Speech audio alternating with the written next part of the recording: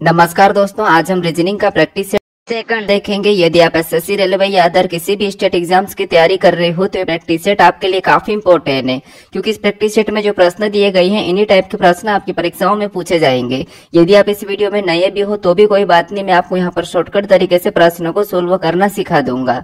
तो चलिए हम शुरू करते हैं प्रश्न 1 से। अब 6 नंबर का प्रश्न दिया है। प्रश्न कह रहा है कि निम्न आकृति में कितने त्रिभुज है, यानी इस आकृति में कितने त्रिभुज है ये आपको बताना। ठीक है, तो यहाँ पर हमारे पास एक स्टार दिखाई दे रहा है और स्टार में आपको त्रिभुज की संख्या कितनी है ये आपको बताना है।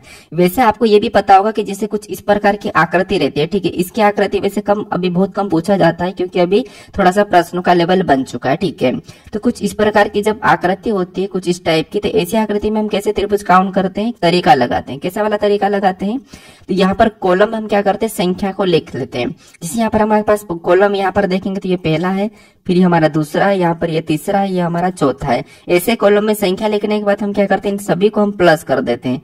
सभी को प्लस कर देंगे तो यहाँ पर कितने हो जाएंगे, 10 हो जाएंगे, यानी इस आकृति में 10 त्रिभुज है। ठीक है, तो ऐसी आकृति में काउंट करना और ये ट्रिक तो आपको पता ही होगा, लेकिन यहाँ पर स्टार में आपको बताना, तो यहाँ पर ये वाली ट्रिक नहीं लगेगी। अब कुछ लोग क्या करेंगे, यहाँ पर आसानी से स्टार में रट रखते हैं, रटा रखते हैं और यहाँ पर सर 10 होगा करके डायरेक्ट 10 बता देते हैं। लेकिन 10 आपका ऑप्शन नंबर ए में दिया भी है, लेकिन ये गलत हो जाएगा। स्टार में हमेशा 10 नहीं होते हैं, क्योंकि स्टार दो प्रकार के दिखते हैं। ठीक है, एक तो ऐसा दिखता है जैसे ये हो गया, ये वाला स्टार, तो इसमें आपको 10 देखने को मिल जाएंगे, लेकिन इसमें नहीं मिलेंगे। ये स्टार और स्टार में आपको इन दोनों में फर्क दिखाई दे रहा है, तो इसलिए आपको थोड़ा सा ध्यान देना है, जल्दीबाजी में प्रश्न को गलत नहीं करना। ठीक है, ये जो स्टार दिखाई दे रहा है इसमें आपको 10 त्रिभुज दिखाई दे देंगे। ठीक है, लेकिन इसमें नहीं दिखाई देंगे। अब इसमें कैसे 10 त्रिभुज दिखाई देंगे, तो आपको मैं यहाँ पर गिन के बता देता हूँ। ठीक है, सबसे पहले तो एक ये बन जाएगा, एक ये बन जाएगा, एक ये बन जाएगा, एक ये बन जाएगा, ये बन जाएगी, ये कोना तो बनेगा ही बनेगा। अब यहाँ से किसी भी एक कोने से पकड़ो, यहाँ से एक इस कोने से पकड़ेंगे तो यहाँ से वापस आएंगे तो एक ये बनेगा।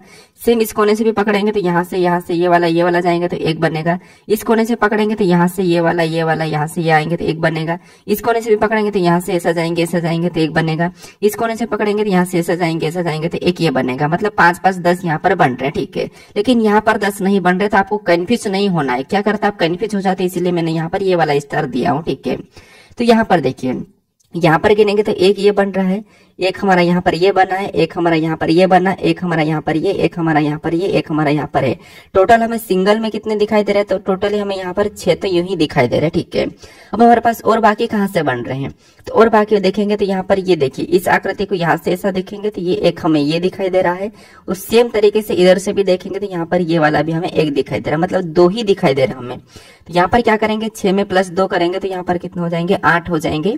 तो इस स्टार में कितने त्रिभुज है, तो 8 है, तो ऑप्शन नंबर बी हमारा यहाँ पर सही जवाब हो जाएगा। ठीक है, तो स्टार में 2 तरीके हैं। ठीक है, 2 प्रकार के स्टार होते हैं, एक में 8 एक में 10 होते हैं, तो थोड़ा सा आपको यहाँ पर ध्यान रखना है। अब चलिए हम बढ़ते हैं प्रश्न 7 पे। अब 7 नंबर का प्रश्न दिया है। प्रश्न कह रहा है कि उस वेन आरेख का चयन करें जो निम्नलिखित वर्गों को दर्शाता है। मतलब यहाँ पर हमें राजा दिया है, पिता दिया है और रानी दिया है, इनके बीच वेन आरेख कैसा बनेगा, वेन डायग्राम कैसा बनेगा, ये आपको बताना है। ठीक है, तो देखिए वेन डायग्राम की सबसे इंपॉर्टेंट है, क्योंकि आपको पता है एसएससी में वेन डायग्राम के भी प्रश्न पूछे जाते हैं। जैसे दिल्ली पुलिस की एग्जाम अभी होने वाली है, जीडी में भी इसके प्रश्न पूछे जाते हैं। एक प्रश्न आपको देखने को मिलेगा ही मिलेगा। ठीक है, यूपी पुलिस के लिए भी काफी इंपॉर्टेंट है, और रेलवे में भी इसके प्रश्न बनते हैं, जैसे इसकी भी कुछ टाइप होती है। तो यहाँ पर देखिए, जब भी आपको याद रखना कि जब भी आपको वेन डायग्राम के प्रश्न को सोल्व करना, तो सबसे पहले आपको इन तीनों शब्दों को ध्यान से देखना कि आप इनको जानते हो या नहीं जानते हो। अगर मान लो आप नहीं भी जानते हो तो फिर आपको यहाँ पर क्या करना, एक एक शब्द का डायग्राम बनाना है, आपका प्रश्न आसानी से सोल्व हो जाएगा। वो कैसे, तो देखिए, तो मान लो यहाँ पर हम क्या करते हैं, किसी भी एक शब्द का डायग्राम बना लेते हैं। तो पहला शब्द का तो आसानी से बन जाएगा। जैसे मान लो मैं यहाँ पर राजा का डायग्राम बनाता हूँ, तो ये मैंने क्या किया, राजा का डायग्राम बना लिया। ठीक है, उसके बाद फिर आपको यहाँ पर क्या करना, अभी एक शब्द का तो हमने आसानी से बना लिया, अब हम दूसरे शब्द का बनाएंगे। चाहे आप यहाँ पर पहले पिता का बनाओ या फिर रानी का बनाओ, किसी का भी बना सकते हो। तो मान लो यहाँ पर हम पिता का बनाते हैं। अब यहाँ पर पिता का डायग्राम बनाने से पहले हम यहाँ पर डायरेक्ट नहीं बनाएंगे, हम ये देखेंगे कि जो हमने यहाँ पर राजा का डायग्राम बनाया है, क्या इनका पिता से कोई संबंध है या नहीं है। तो आप कहोगे कि राजा पिता हो सकता है, तो हाँ हो सकता है, मतलब राजा एक पिता भी हो सकता है, तो इसीलिए पिता के अंदर राजा आ जाएगा, पिता के अंदर क्या आ जाएगा, राजा आ जाएगा। ठीक है, तो यहाँ पर पिता का डायग्राम कैसा बनेगा, तो राजा अंदर आ जाएगा और पिता बाहर से बन जाएगा। ठीक है, अब हमने यहाँ पर पिता और राजा का संबंध देख के तो यहाँ पर बना दिया है।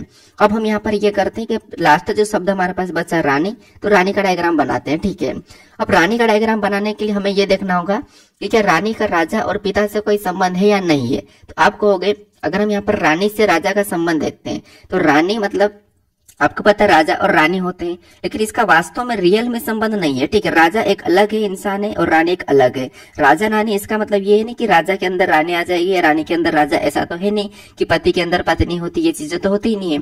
तो इसलिए यहाँ पर रानी का राजा से कोई संबंध नहीं है। रानी अकेले भी हो सकती है, जरूरी नहीं कि रानी हो तो उसका राजा ही हो। ठीक है, तो इसलिए यहाँ पर रानी और राजा का तो कोई संबंध नहीं है। क्या रानी और पिता का कोई संबंध है? तो रानी पिता नहीं हो सकती। हाँ, रानी माँ हो सकती है, रानी माता हो सकती है, लेकिन रानी पिता नहीं हो सकती है। यहाँ पर इन दोनों से संबंध नहीं है। तो इसका मतलब ये कि रानी का जो डायग्राम बनेगा इन दोनों से अलग बनेगा।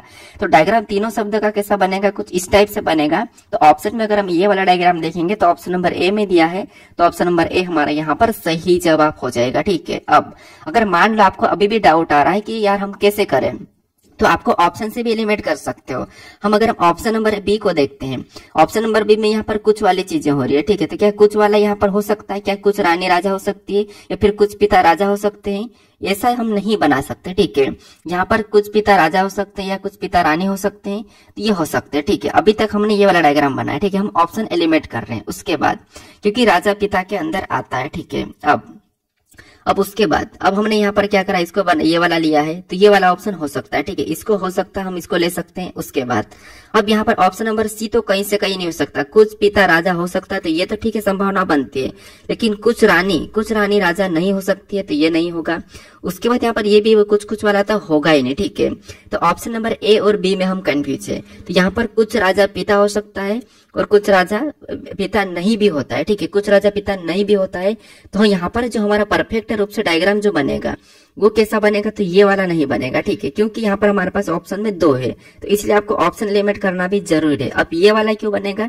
क्योंकि मान लो ये राजा है। ठीक है, अब ये बताओ कि राजा जरूरी नहीं कि वो राजा पिता ही है, राजा पिता ही नहीं होता है, कुछ राजा पिता होते हैं, कुछ राजा पिता नहीं भी होते। तो यहाँ पर हम राजा और पिता और यहाँ पर ये नानी का हो जाएगा। तो डायग्राम ऐसा बनेगा। ठीक है, परफेक्ट रूप से ऐसा बनेगा। तो ऑप्शन नंबर बी यहाँ पर सही मानेंगे। ठीक है, क्या करेंगे? ऑप्शन नंबर बी को सही मानेंगे, क्योंकि यहाँ पर देखिए, आप बताओ, मान लो कि आप राजा हो, तो जरूरी नहीं कि आपकी शादी हुई और आप पिता ही हो। ठीक है, तो जरूरी नहीं कि राजा पिता ही होता है, कुछ राजा ऐसे होते हैं जो किसी के पिता नहीं होते।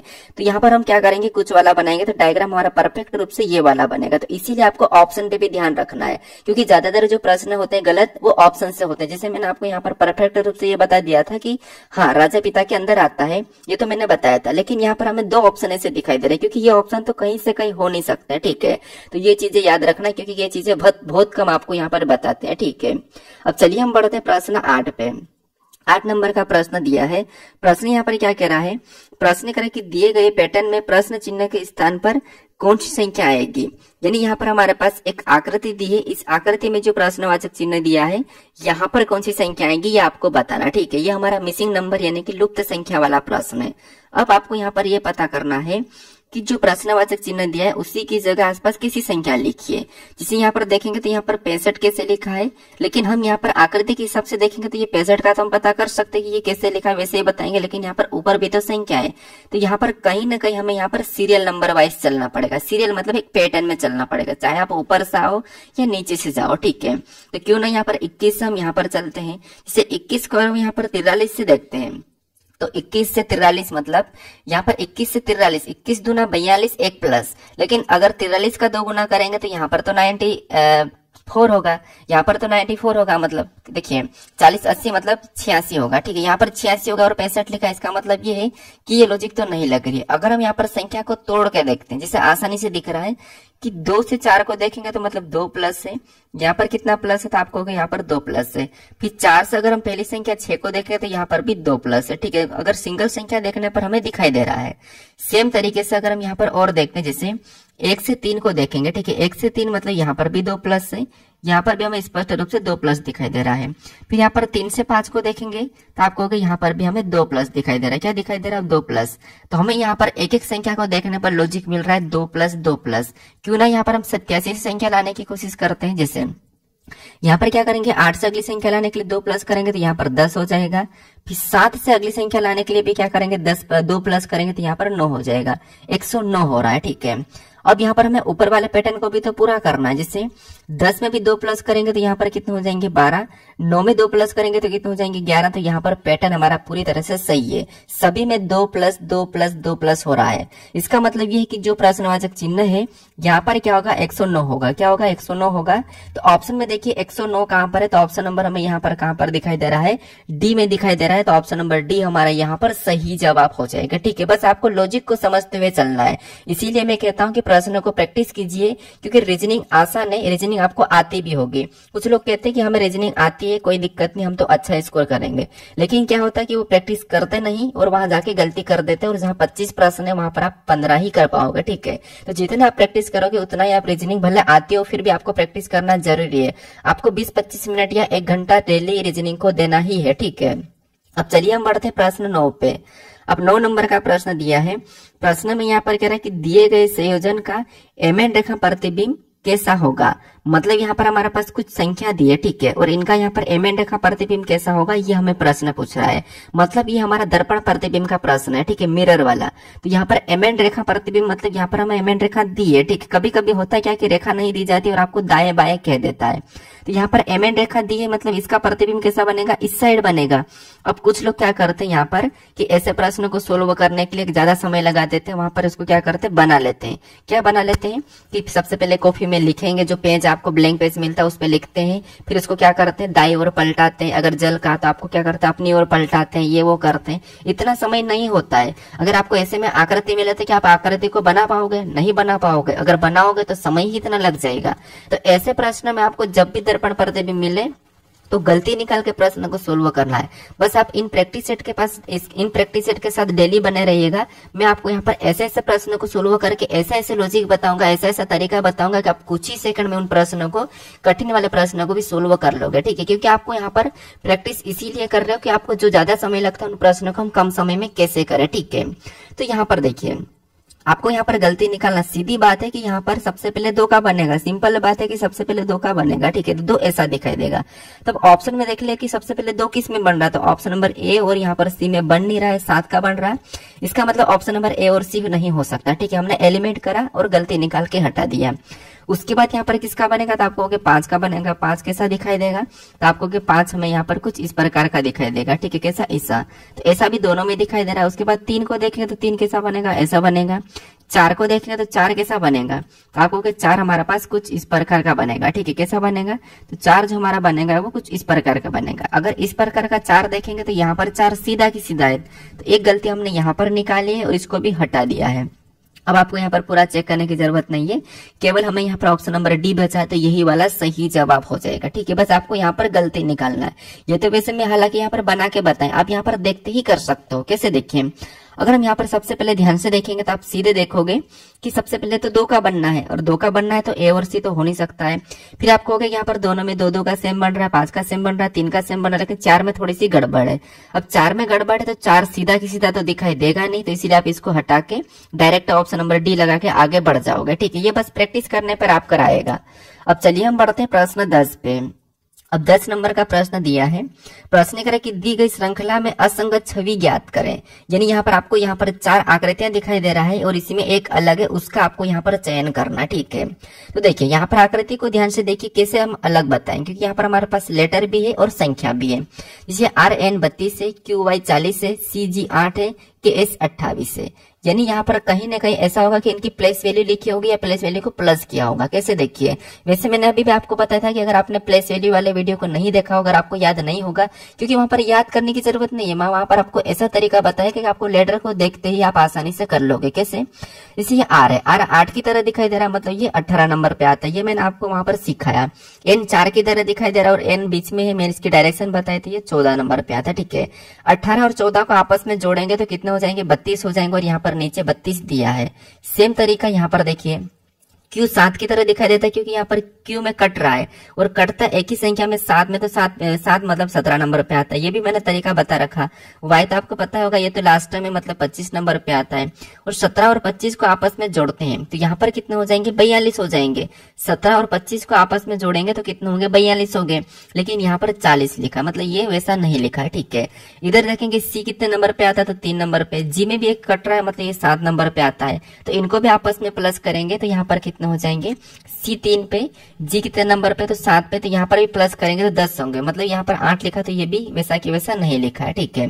उसके बाद के पता है, के में 2 लाइन है, मतलब 11 नंबर पे आता है। एस 9 की तरह दिखाई दे रहा बीच में है, तो ये 19 नंबर पे आता है। क्या इनको अगर हम प्लस करते हैं, ठीक है, इनको अगर हम प्लस करते हैं तो यहाँ पर के 11 पे और 11 और 19 को आपस में प्लस करेंगे तो कितने हो जाएंगे, तो आपको यहाँ पर 30 हो जाएंगे। लेकिन यहाँ पर कितना लिखा, तो यहाँ पर 28 लिखा, मतलब ये भी उसकी संख्या को नहीं लिखा है। तो यहाँ पर प्रॉपर ऊपर वाली संख्या को लिखा है। तो यहाँ पर देखिए, जैसे ये और ये सभी के सभी एक जैसे, तो ये असंगत है। बाकी ये हमारा ये हमारे एक जैसे, लेकिन ये अलग है, तो ये हमारा असंगत होगा। तो ऑप्शन नंबर ए वाला यहाँ पर सही जवाब हो जाएगा, ठीक है। कौन सा, ऑप्शन नंबर ए, मतलब पहले वाली आकृति। तो ऑप्शन में देखेंगे तो ऑप्शन नंबर बी यहाँ पर सही जवाब होगा, क्योंकि हमें यहाँ पर पहली वाली आकृति इन तीनों से अलग दिखाई दे रही है। इसकी छवि अलग है, बाकी इनकी क्या है, सेम है। क्योंकि यहाँ पर प्लेस वैल्यू को जोड़ा तो सभी में अलग अलग आ रहा है, लेकिन इसमें 32 आ रहा है और 32 को यहाँ पर नीचे लिखा भी है, ठीक है। तो यहाँ पर पहले वाली आकृति इन तीनों से अलग है, तो ऑप्शन नंबर बी यहाँ पर सही जवाब हो जाएगा।